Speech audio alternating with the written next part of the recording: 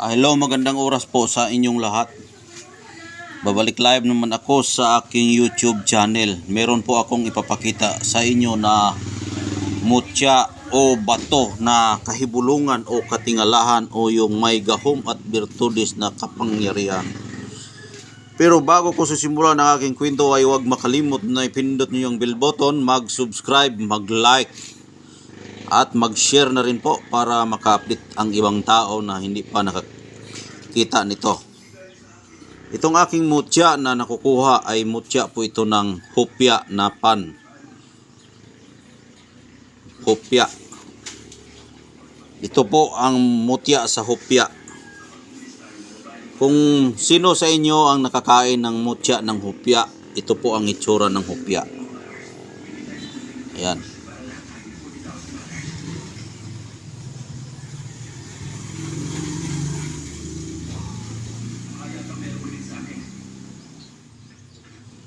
Hopya na pan. Batong hopya.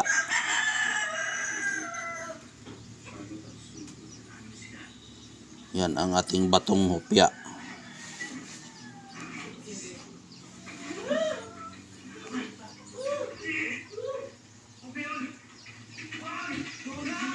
Yan. Meron siyang groove dito, oh. Yan. Yan ang batong hopya.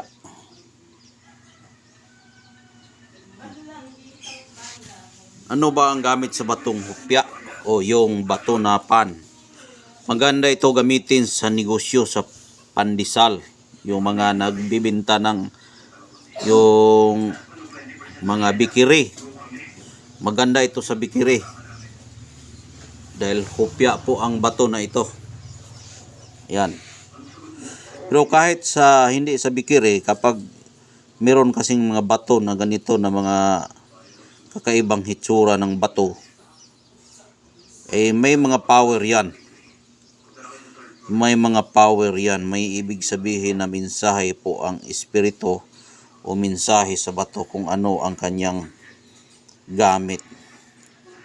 Ayan. Kung nakikita nyo yung groove niya dyan, o dyan po ipasok yung mga panakot sa mga mutya. Yung panakot, ibig sabihin yung mga palaman. May mga munggos, may mga iba't ibang mga palaman na ilalagay dyan sa ilalim. Tapos iluto nila yan. Ilagay nila sa oven, harina. Yan ang pagluluto ng hopya. Akala ko yung tao lang ang may hopya. Yun din pala yung mga hindi natin makikita na mga nilalang. Meron din pala silang bikiri na gumagawa din sila ng hopya.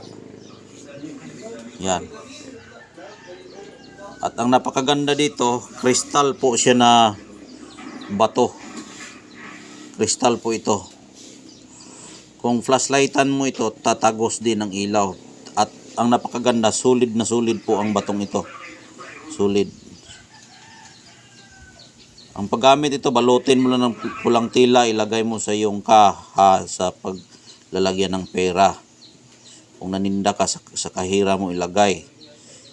Ihalo mo sa pera para ito ang nagdala ng paghigop ng pera sa mga customer mo kung ikaw ay naninda.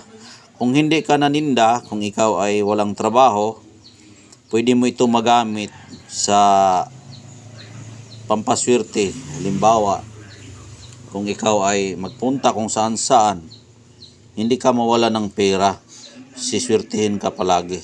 Ito ay magandang pampaswerte ito. Yan. At hindi lang pampaswerte ang magagamit nito. Marami itong gamit. Dahil hindi ka magugutom dito. Mataas yung yung kaalaman mo dito kapag madala mo ito. Kung titingnan nyo mabuti, para din siyang hopya na nga yan. Hopya na. subukan natin na flashlightan kung tatagos ang ilaw para makita nyo ha. Saglit lang.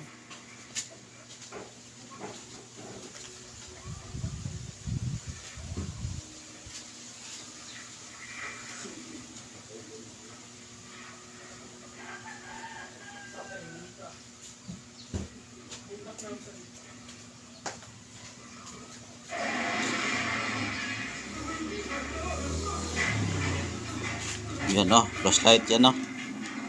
Flashlightan natin kung siya ba ay tatago sa ilaw. Maliwanag ngayon dahil araw tayo nag-vlog. Kita nyo o. Oh.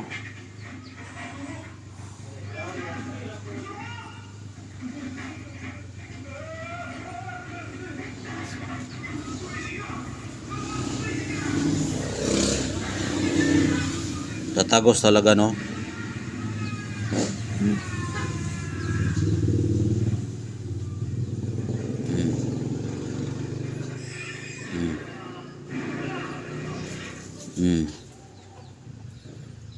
Tatagos talaga siya. Buhay na buhay po yung ating mutya ng hopya. Ayan po ang ating mutya na hopya.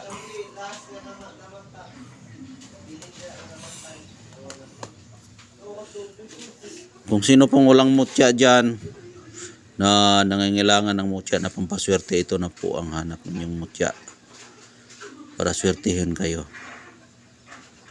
Yan, mutya sa hopya. Tingnan nyo mabuti ang bato.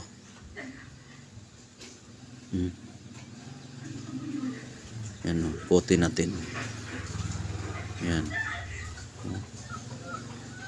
Hindi yan sinadya ng tao na ginawa, no? Yan, hindi yan sinadya. Kusang ganyan talaga yung pagkabato niya. Hopya na hopya siya. Masarap ito kainin. Walang problema, bato na siya. Crystallized na bato na hopya.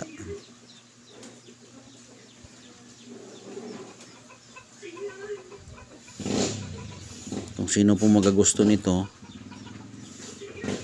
ay tawag lang sa aking numero 0948-066-3790. Mag-usap tayo para pag-usapan natin tungkol dito sa mutya natin ng hopya.